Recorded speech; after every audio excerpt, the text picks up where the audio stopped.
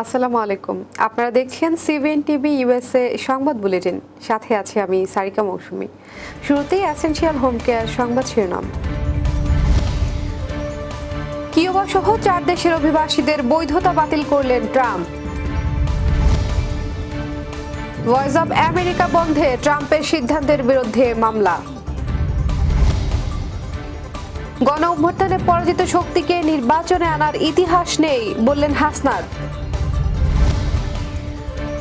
সাংবাদিকদের ন্যূনতম বেতন বিসিএস নবম গ্রেডের মতো দেওয়ার সুপারিশ। প্রতিবন্ধী ও রিকশা শ্রমিকদের মাঝে চসিক মেয়রের ইফতার ও ঈদ পণ্য সামগ্রী বিতরণ। এবং উপযুক্ত সময় হলে দেশে ফিরবেন তারেক রহমান বললেন মির্জা ফখরুল। শুনছিলেন এসেনশিয়াল হোম কেয়ার সংবাদ শিরোনাম। এবারে বিস্তারিত।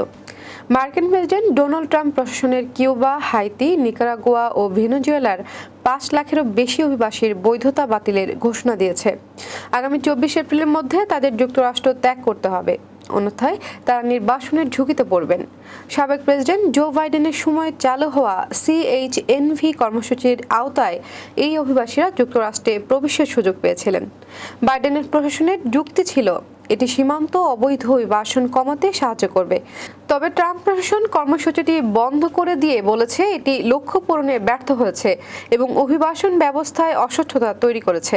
হোমল্যান্ড সিকিউরিটি বিভাগ জানিয়েছে কর্মসূচিটি অবৈধ অভিবাসন ঠেকানোর বদলে আরও জটিলতা তৈরি করেছে। বিশেষজ্ঞরা বলছেন এই সিদ্ধান্ত হাজারো অভিবাসীর জীবনকে অনিশ্চয়তার মুখে ঠেলে দিবে। এদিকে ট্রাম্প প্রশাসন ইউক্রেনীয় 2,40,000 অভিবাসীর অস্থায়ী বৈধতাও বাতিলের চিন্তা করছে, যা অভিবাসন নীতিতে আরও কঠোর অবস্থানের ইঙ্গিত দিচ্ছে। মানবাধিকার সংগঠনগুলো ট্রাম্প প্রশাসনের এই সিদ্ধান্তের বিরুদ্ধে কড়া প্রতিক্রিয়া জানিয়েছে। তাদের মতে এই নীতি হাজারো পরিবারকে বিচ্ছিন্ন করবে এবং মানবিক সংকট সৃষ্টি করবে। মার্কিন প্রেসিডেন্ট ডোনাল্ড ট্রাম্প প্রশাসনের ভয়েস অব আমেরিকা ও এর সহযোগী গণমাধ্যমগুলো বন্ধের সিদ্ধান্তের বিরুদ্ধে ফেডারেল আদালতে মামলা দায়ের করা হয়েছে। শুক্রবার নিউ ইয়র্কের US ডিস্ট্রিক্ট কোর্টে সাংবাদিক সংগঠন ও গণমাধ্যম সংশ্লিষ্ট কয়েকটি ইউনিয়ন এ মামলা করে। মামলায় অভিযোগ করা হয়েছে ট্রাম্প প্রশাসন বেআইনিভাবে VOA বন্ধ করেছে এবং এটি পুনরায় চালু করার নির্দেশনা চেয়ে আদালতের হস্তক্ষেপ চাওয়া হয়েছে। মামলার বাদীপক্ষের মতে গণমাধ্যমটি দীর্ঘদিন ধরে বিশ্বব্যাপী নিরপেক্ষ সংবাদ সরবরাহ করে আসছে, বিশেষ করে যেসব দেশে যেখানে স্বাধীন গণমাধ্যমের অভাব রয়েছে। VOA কংগ্রেসের অর্থায়নে পরিচালিত হয় এবং এর কার্যক্রম একটি নির্দিষ্ট চার্টারের মাধ্যমে সুরক্ষিত, যা সংবাদ প্রতিবেদনের স্বাধীনতা নিশ্চিত করে। তবে ট্রাম্প প্রশাসন বলছে সংস্থাটি রাজনৈতিকভাবে পক্ষপাতদুষ্ট হয়ে উঠেছে এবং সরকারি তহবিলের অপচয় হচ্ছে। এদিকে মানবাধিকার ও সংবাদপত্রের স্বাধীনতা বিষয়ক সংস্থাগুলো ট্রাম্প প্রশাসনের এই সিদ্ধান্তের তীব্র নিন্দা জানিয়েছে। তারা বলছে এ ধরনের পদক্ষেপ গণমাধ্যমের স্বাধীনতাকে হুমকির মুখে ফেলবে এবং বিশ্বজুড়ে বস্তুনিষ্ঠ সংবাদের প্রবাহে বিঘ্ন ঘটাবে। জাতীয় নাগরিক পার্টি NCPর দক্ষিণাঞ্চলের মুখ্য সংগঠক হাসনাত আবদুল্লাহ বলেছেন, আপনারা আওয়ামী লীগকে চিনতে পারেননি। এখন পর্যন্ত যে বা যারা আওয়ামী লীগের পুনর্বাসন করেছে তাদের এর মূল্য দিতে হয়েছে।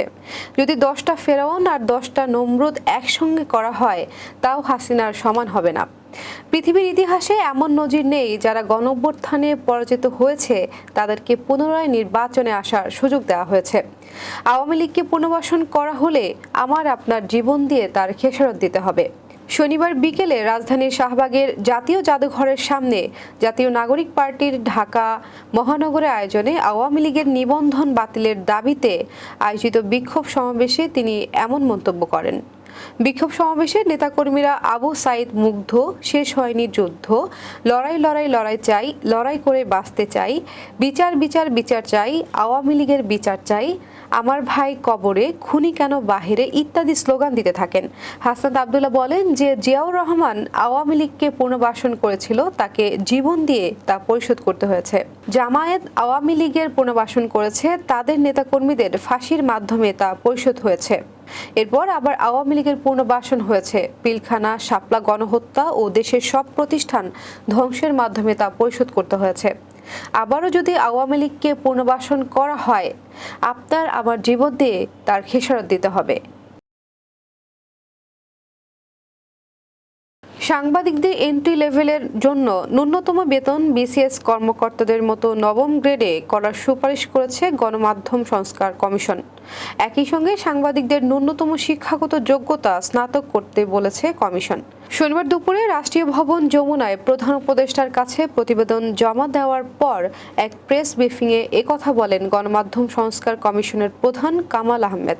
কমিশনের প্রধান কামাল আহমেদ সহ অন্য সদস্যরা প্রধান উপদেষ্টা অধ্যাপক মোহাম্মদ ইউনূসের কাছে এই প্রতিবেদন জমা দেন।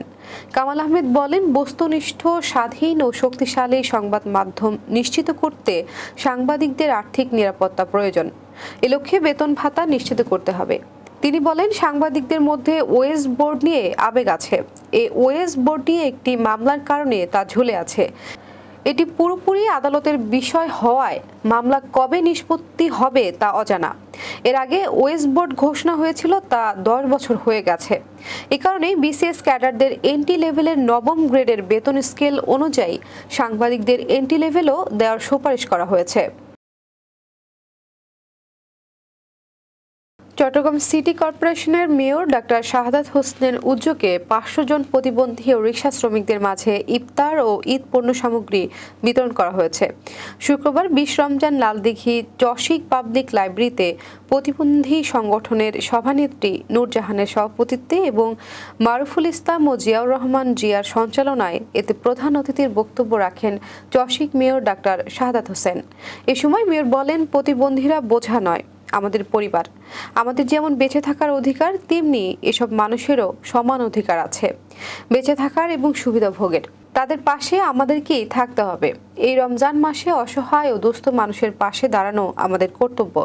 এই সময় সমাজের বিত্তবানদের প্রতি মেয়র আহ্বান জানান, তারাও যেন এসব মানুষের সাহায্যে এগিয়ে আসেন।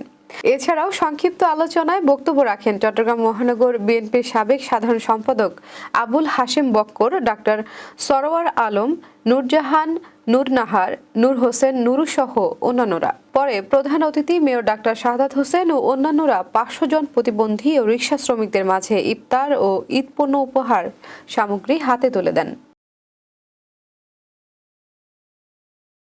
বিএনপির ভারপ্রাপ্ত চেয়ারম্যান তারেক রহমানের দেশে ফেরা নিয়ে এখনো কোনো দিনক্ষণ ঠিক হয়নি বলে জানিয়েছেন দলটির মহাসচিব মির্জা ফখরুল ইসলাম আলমগীর। শনিবার বিএনপির চেয়ারপারসনের গুলশানের কার্যালয়ে এক সংবাদ সম্মেলনে তিনি একথা জানান। ফখরুল বলেন, যখন উপযুক্ত সময় মনে হয় তখনই দেশে ফিরবেন তারেক রহমান। না, এখন আমার সুনির্দিষ্ট কোনো দিনক্ষণ আমরা নির্ধারণ করিনি। যখন আমাদের মনে হবে যে উপযুক্ত সময়, সেই সময় তিনি আসবেন। এ সময় অন্তর্বর্তী সরকারকে সর্বোচ্চ নিরপেক্ষতার অবস্থান বজায় রাখার আহ্বান জানান তিনি। আমরা এমন কোনো পদক্ষেপ নিতে পারি না যাতে করে ফ্যাসিবাদ বিরোধী জাতীয় ঐক্য, গণঐক্য বিনষ্ট হয় অথবা ফাটল ধরে। সুতরাং অন্তর্বর্তী সরকারকে সর্বোচ্চ নিরপেক্ষতার অবস্থান বজায় রাখতে হবে। এবার কর্ণফুলী ইনকাম ট্যাক্স সংবাদ শিরোনাম। ব্রন্সে বাংলাদেশ সোসাইটির জাঁকজমকপূর্ণ ইফতার পার্টি অনুষ্ঠিত। নিউ ইয়র্কে বগুড়া সোসাইটি ইউএসএর ইফতার ও দোয়া মাহফিল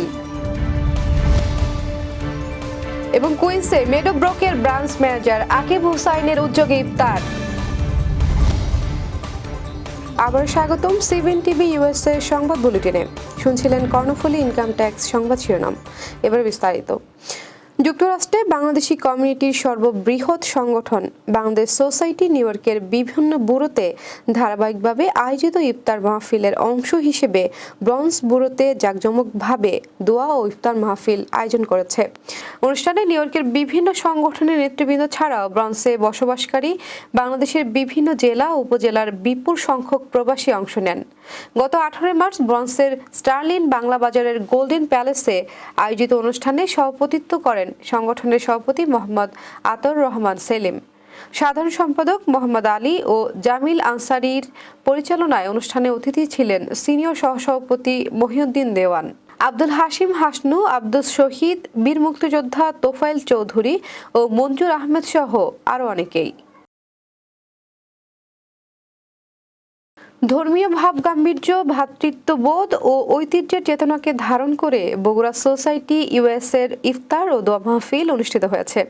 গত 16 মার্চ নিউ ইয়র্কের কুইন্স প্যালেসে আয়োজিত এই মাহফিলে বগুড়াবাসী ছাড়াও যুক্তরাষ্ট্রের বিভিন্ন প্রান্ত থেকে প্রবাসী বাংলাদেশি, সামাজিক ও সাংস্কৃতিক সংগঠনের নেতৃবৃন্দ এবং বিশিষ্ট কমিউনিটি ব্যক্তিরা উপস্থিত ছিলেন। অনুষ্ঠানে সভাপতিত্ব করেন বগুড়া সোসাইটি ইউএস এর সভাপতি মোহাম্মদ আলী আকন্দ ও সঞ্চালনা করেন সাধারণ সম্পাদক মোহাম্মদ সাইফুল ইসলাম। ইফতারের পূর্বে বিশ্ব মুসলিম উম্মাহ ও সমগ্র মানবজাতির শান্তি ও কল্যাণ কামনায় বিশেষ দোয়া করা হয়। অনুষ্ঠানে বক্তারা বলেন, এ ধরনের আয়োজন নতুন প্রজন্মকে বাংলাদেশের কৃষ্টি, সংস্কৃতি ও ধর্মীয় ঐতিহ্যের প্রতি আগ্রহী করে তুলতে গুরুত্বপূর্ণ ভূমিকা রাখে। বিশেষ করে প্রবাসে বেড়ে ওঠা তরুণরা এসব অনুষ্ঠানের মাধ্যমে নিজেদের শিকড়ের সাথে সংযুক্ত থাকার সুযোগ পান। কুইন্সে মিডবোর্গ মর্টগেজের ব্রাঞ্চ ম্যানেজার আকিব হোসাইনের উদ্যোগে এক জমজমাট ইফতার আয়োজন সম্পন্ন হয়েছে। গত 20 মার্চ কুইন্সের সিরাজি পার্টি হলে এই ইফতারের আয়োজন করা হয়। ইফতারের পূর্বে দেশ ও জাতির কল্যাণ কামনা করে দোয়া করা হয়। ইফতার মাহফিলে যুক্তরাষ্ট্রের বিভিন্ন প্রান্ত থেকে প্রবাসী বাংলাদেশি ব্যবসায়ী, সামাজিক ও সাংস্কৃতিক সংগঠনের নেতৃবৃন্দ এবং বিশিষ্ট কমিউনিটি ব্যক্তিরা উপস্থিত ছিলেন। এ সময় ইফতার ও ডিনারের আয়োজক আকিব হুসাইন অনুষ্ঠানে উপস্থিত হয়ে অনুষ্ঠানকে সাফল্যমণ্ডিত করে তোলার জন্য উপস্থিত সকলকে ধন্যবাদ জ্ঞাপন করেন। ভবিষ্যতে আরো বড় পরিসরে এ আয়োজনের আশাও ব্যক্ত করেন তিনি। দর্শক, এই ছিল সিবিএন টিভি ইউএসএ সংবাদ বুলেটিনে। শেষ করছি, পরবর্তী বুলেটিন দেখার আমন্ত্রণ জানিয়ে। এতক্ষণ সাথে থাকার জন্য ধন্যবাদ সবাইকে।